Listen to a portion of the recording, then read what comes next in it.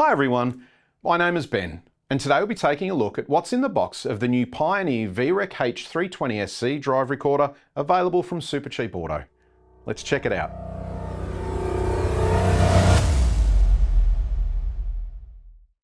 Firstly, we have the Pioneer VREC-H320SC drive recorder. We have a windscreen cleaning film. This is used to remove any small particles off the glass prior to installation. We have a cigarette lighter power adapter. This plugs directly into any available cigarette lighter socket in the vehicle to provide power to the unit. If wiring the unit with the optional Pioneer RDHWK300 hardwire kit, this item will not be used. USB-A to USB-C power cable. This runs from the cigarette lighter to plug into the unit itself. Again, if wiring with the optional Pioneer hardwire kit, this item will not be used.